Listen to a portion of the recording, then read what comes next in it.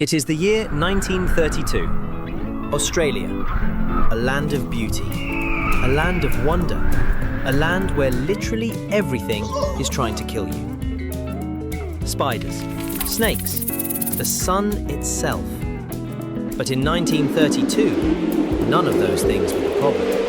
No, the problem was the emus. 20,000 of them, give or take. So here's the situation. After World War I, the Australian government, being very nice, gave land in Western Australia to veterans who'd fought in the war. These men had survived trenches, mustard gas, and absolute nightmare conditions. They were going to be farmers now. Wheat farmers. Peaceful, quiet, presumably. And for a little while, it was fine. Genuinely, actually fine. They grew wheat, happily, but then the Great Depression hit. Wheat prices collapsed. The government promised subsidies and then sort of didn't give them. So these farmers, already struggling, looked out at their crops one day and saw 20,000 emus just standing there on their crops, eating everything. Not aggressively, not with malice, they were simply eating, which is honestly worse. Now, emus are not small. They are not cute up close. They stand almost 6 feet tall. They can run at 30 miles per hour, and they have literally no thoughts behind those eyes. And 20,000 of them had decided, democratically apparently, that this was their land now. So the farmers did what any reasonable person would do. They went to the government. There are 20,000 emus destroying our livelihood, they said. Please help us. And the Australian government said, sure, we'll send the army. Major G.P.W. Meredith, Royal Australian Artillery, assigned with 2 soldiers, 2 Lewis machine guns, and 10,000 rounds of ammunition. Against emus. This was going to be easy. Major Meredith was not ready for the next events at all. The date was November 2nd, 1932. The location? Campion District, Western Australia. The stakes? Australia's dignity. And some wheat. Major Meredith walked out into the outback that morning a confident man. It is an experienced soldier, decorated officer. He looked through his binoculars at the distant emus. The emus did not look back. The emus were busy eating wheat. Day 1. The soldiers set up their guns. They spotted a flock of about 50 emus. They opened fire. And the emus just ran in every direction, simultaneously. Now you might think running away from machine guns is a sign of weakness. It is not. The emus weren't scared. They were just baffled. The flock broke apart into dozens of smaller groups and scattered across the entire outback. The soldiers had fired hundreds of rounds. They had killed approximately 12 emus out of 50 in that flock alone. Major Meredith stood in the empty field, gun smoke rising, the silence of a man who had fought in World War I and somehow found this harder. Now, in fairness to Major Meredith, nobody had briefed him on the structural biology of an emu. Nobody had said, "Sir, these birds are essentially nature's tanks." They had just given him the guns and wished him luck. Which is, in retrospect, a very Australian approach to the problem. Major Meredith regrouped. He devised a new strategy. He would lure the emus to a dam where they gathered to drink, and then open fire with both guns at once. A classic pincer. Very smart. 2,500 emus showed up. One gun jammed almost immediately.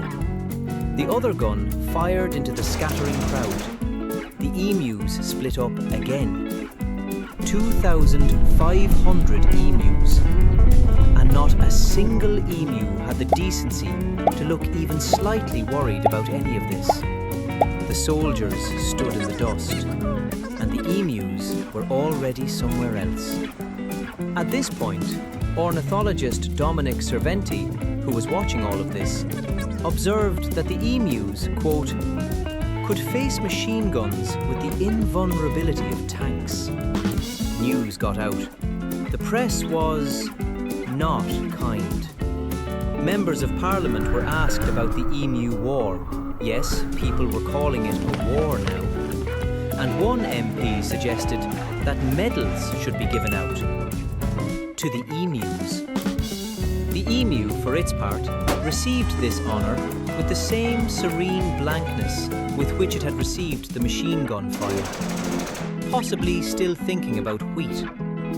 The military was embarrassed. The operation was suspended after just a few days, but the emus kept destroying crops. So they started again, and then stopped again, and then started again. By the end of 1932, the soldiers had fired nearly 10,000 rounds. Official estimates say they killed around 500 emus out of 20,000. A success rate, if you're being generous, of about 2.5%. Emus are almost impossible to kill efficiently. Their feathers and loose skin are extremely resistant to injury. They have a two-chambered heart.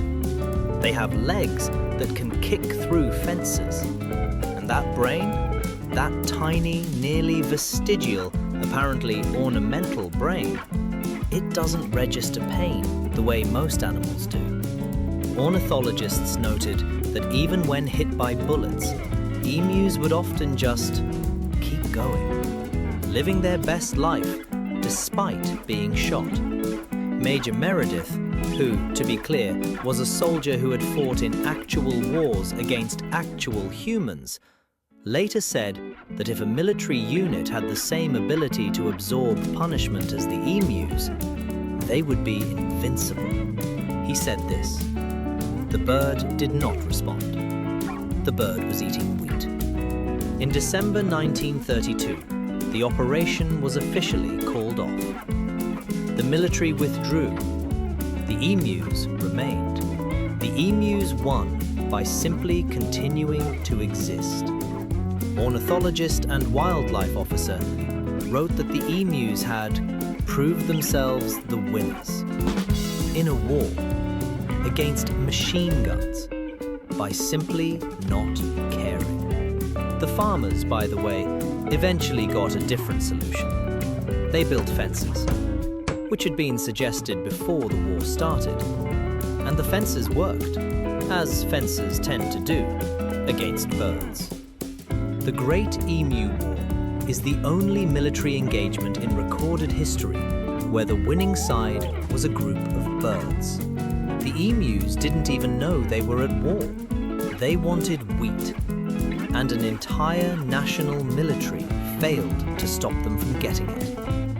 There have been calls over the years from actual Australian politicians to give the emu a military rank, specifically Field Marshal.